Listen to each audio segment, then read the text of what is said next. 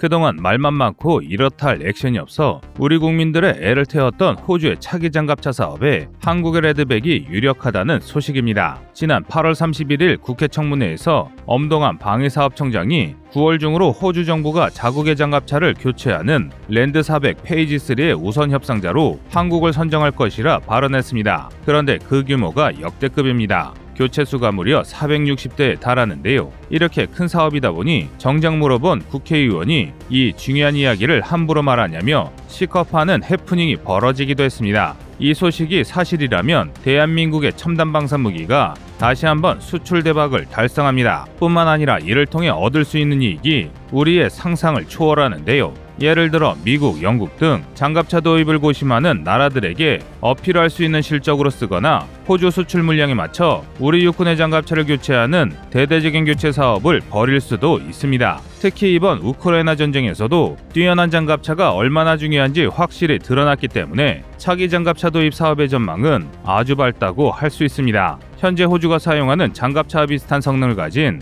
러시아의 BMP 장갑차들이 별것 아닌 공격에도 폭죽처럼 파괴되면서 전차 뒤에 있는 장갑차라 할지라도 충분한 장갑과 각종 방어 체계 그리고 강력한 무장이 필요하다는 것이 증명됐는데요. 현재 알려진 바에 따르면 차기 장갑차는 단순히 설계와 장비의 성능만 달라졌던 지난 수십 년간의 장갑차 개발과 달리 새로운 구동 체계를 통해 현 세대를 완전히 뒤엎는 혁신적인 장갑차를 도입하는 사업으로 추진되고 있습니다. 그런데 놀라운 것은 지금 개발되는 기술 중 이름만 들으면 뭐가 뭔지 감도 안 잡히는 이 최신 장비들 중 상당수가 이미 다른 국산 방산 무기에 적용됐거나 개발 막바지에 접어든 상태입니다. 그러니까 선택이 문제지 만들려면 언제든지 한국의 차기 장갑차는 레드백을 뛰어넘는 장갑차로 만들 수 있다는 것이죠. 그렇다면 이 모든 기술을 100% 적용했을 때 나올 차세대 보병 전투차의 성능은 대체 어느 정도일까요? 한 가지 확실한 게 있다면 우리가 꿈의 장갑차라고 생각했던 레드백을 압살할 것은 분명해 보입니다. 그래서 준비했습니다. 오늘은 호주 사업에서 레드백 수출이 미칠 파급과 한국이 개발 중인 차세대 보병 전투차의 성능에 대해 알려드리겠습니다.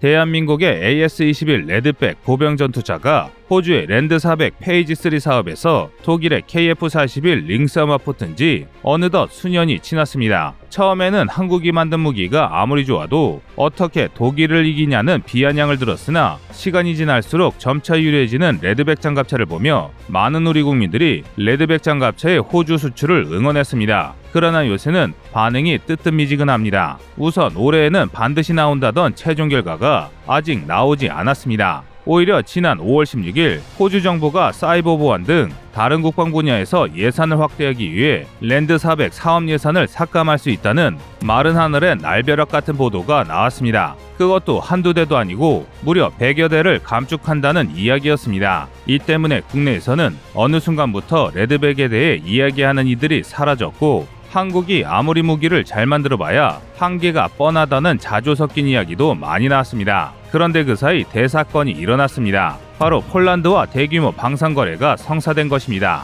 폴란드가 1000대의 K2 전차와 672대의 K9 자주포 그리고 48대의 FA-50이 포함된 19조 원 계약에 사인하면서 한국이 탑5 방산 수출국을 눈앞에 두게 된 것입니다. 이렇게 상황이 반전되자 많은 이들이 크게 환호했는데요. 호주 육군 역시 한국의 제주 능력에 감탄하고 있으며 레드백을 아주 절박하게 원하고 있습니다. 그동안 독일이 우세하다는 이야기가 많았기 때문에 이게 무슨 뚱딴지 같은 소리인가 싶으시겠지만 사실 현재의 독일은 장갑차를 생산하기 어려울 정도로 처참하게 제조업이 무너졌습니다. 그래서 이 사실을 아는 호주가 한국을 우선 협상 대상자로 꼽은 것입니다. 그리고 레드백을 더욱 원하는 이유는 호주의 M113 때문인데요. M113은 베트남 전쟁이 한창이던 1960년대 개발되고 양산된 보병 수송차로 전장 4.9m, 전폭 2.7m, 전고 1.8m, 차체 중량 12.3톤인 병력 수송 장갑차 APC입니다. 알루미늄으로 제작된 장갑으로 7.62mm 기관총을 방어할 수 있어서 당시로서는 꽤 쓸만한 장갑차였는데요. 그러나 시간이 지남에 따라 이제는 전쟁 기념관에서나 볼 수 있는 역사 속 장비입니다.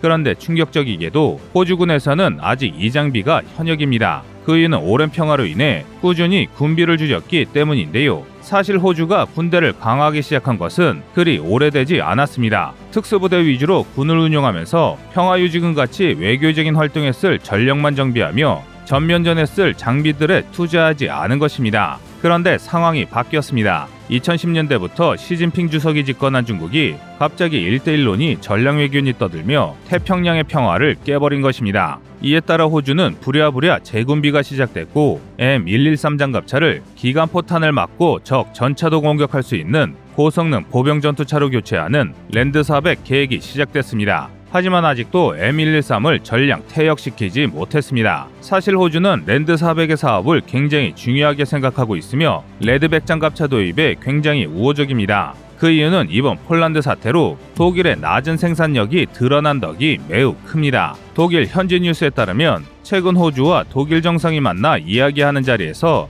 호주가 독일에게 복서 장갑차를 수출하겠다는 이야기가 나왔습니다. 이 때문에 전 세계가 발칵 뒤집혔습니다. 아무리 독일이 망했어도 자기들이 판 장갑차를 자기들이 수입하는 것이 말이 되지 않았기 때문입니다. 또 독일 국민들이 좋아할 리 없을 것이라고 모두 생각했습니다. 그런데 아니었습니다. 해당 기사에 달린 댓글 내용들이 충격적이었는데요. 그 댓글 내용에 따르면 우리가 능력이 안 되니 호주라도 끌어들여 장갑차를 구하자는 댓글이 많았습니다. 이는 그만큼 지금의 독일 방산 역량이 처참히 붕괴됐다는 방증입니다. 그런데 이 회담으로 인해 호주 육군 상층부에서 한국의 레드백으로 선택지를 결정한 것으로 알려졌는데요. 만약 독일의 링스가 된다면 호주는 심각해집니다. 그 이유는 독일의 재군비로 인해 무기 공급이 지연되기 때문인데요. 이렇게 되면 호주 육군이 가뜩이나 오래된 M113 장갑차를 더 사용해야 해서 칠순 잔치를 열어야 할 판이 됩니다. 호주 육군 입장에서는 어떻게든 바로 공급받을 수 있는 AS-21 레드백을 채택해 사업을 강행해야 합니다. 여기에 대해 이번 우크라이나 전쟁으로 호주는 우크라이나에 수십여 대의 장갑차와 장갑 차량을 지원했습니다. 앞으로도 추가 지원하는 것을 검토 중인 상황인데 이를 고려할 때 호주가 레드백을 도입하는 것은 사실상 기정사실이라 보는 게 맞습니다. 이 때문에 대한민국의 차기 장갑차 사업에 탄력이 붙었습니다. 대한민국은 1980년대부터 M113보다 우수한 국산 K100 장갑차를 대량 생산했습니다. 그래서 2020년 현재도 국군의 발을 책임지는 장갑차 중 상당수가 바로 이 K200입니다. K806, 808, 100호 장갑차, K151, 현마, 중형 표준 차량 등 신형 차량이 속속들이 등장하고 있고 일성기계화 여단에는 K21 보병 전투차가 배치되어 있으나 현마 100호는 약하고 K21은 수가 너무 적습니다. 이 때문에 육군의 병력 수송 장갑차를 최신 보병 전투차로 교체하는 사업을 추진해야 한다는 목소리가 커지고 있습니다. 이에 따라 K21을 레드백 사양으로 개량한 K21 강화형, AS-21 레드백 장갑차의 직도입, AS-21 레드백 개발에서 얻은 기술을 바탕으로 한 차세대 보병 전투차 개발 등 다양한 안건이 논의 중인데요. 그런데 갑자기 호주의 차기 장갑차 사업에 한국의 레드백이 우선 협상 대상자로 떠오르면서 우리의 사업에도 긍정적인 영향을 끼치게 된 것입니다. 그런데 이것도 각기 장단점이 명확합니다. 그래서 현재 가장 매력적인 선택지는 레드백 직도입으로 알려져 있습니다. 호주가 레드백을 생산할 때 한국 역시 레드백을 생산하자는 것인데요. 이렇게 되면 규모의 경제를 통해 레드백의 도입 단가를 낮추고 생산량을 늘려 국군의 현대화를 크게 앞당길 수 있습니다. 또 이 과정에서 준비된 실적을 바탕으로 미국이 수천 대의 M2 브래들리 장갑차를 교체하기에 추진 중인 54조 원 규모의 OMFV 사업에 내세우기도 좋습니다. 반면 일각에서는 레드백보다 나은 장갑차를 만들자는 주장도 있습니다. 이들은 우리의 역량이라면 레드백을 뛰어넘는 궁극의 장갑차를 만들 수 있으니 중국이나 일본이 깜짝거릴 생각도 못할 게임 체인저급 보병 전투차를 만들자는 것입니다. 너무 과한 것 아닌가 싶으시겠지만 그런데 아닙니다. 현재 한국에서는 괴물 장갑차를 만들 만한 사기적인 기술이 개발되고 있기 때문입니다. 실례로 한국은 2026년까지 차륜형 장갑차에 연료전지를 탑재해 전기 추진을 시험하고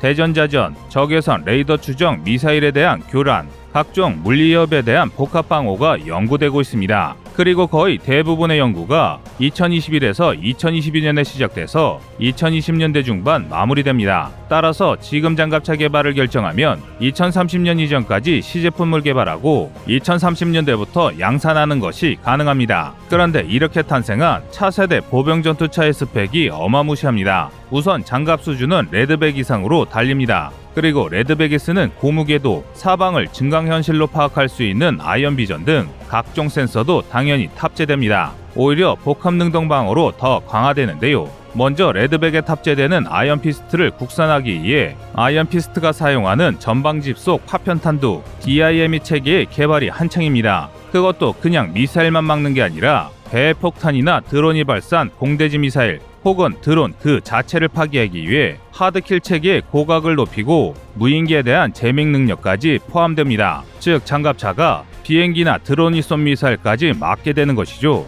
하지만 이런 제밍만으로는 제블린이나 현군 같은 적외석 추적 기능과 상부 공격 능력을 갖춘 대전차 미사일을 상대하기 어렵습니다. 그래서 기존 기갑 차량에서는 황동 같은 다양한 소재를 활용해 적외선, 과시광선, 레이더를 복합 차단하는 다영역 연막탄을 썼습니다. 그러나 연막탄은 바람이 많이 불거나 비가 많이 오면 효과가 떨어집니다. 그래서 항공기에서 미사일을 교란하기 위해 사용하는 지향성 적외선 방해 장치 더컴을 탑재할 계획인데요. 관계자에 따르면 수리온에 탑재된 더컴만으로도 현궁을 제밍하는 게 가능합니다. 만약 여기에 레이저로 상대를 조준하는 레이저 추적을 감시할 수 있는 레이저 경보 장치 LWR이 추가되면 이론상 무적외 방어 체계가 완성됩니다. 그리고 놀랍게도 한국은 이 LWR 기술도 보유하고 있습니다. 아직 끝이 아닙니다. KAV2 개발 과정에서 거의 완성된 40mm CTA4를 탑재한다면 철갑탄을 사용했을 때 북한판 T-62 천마호 같은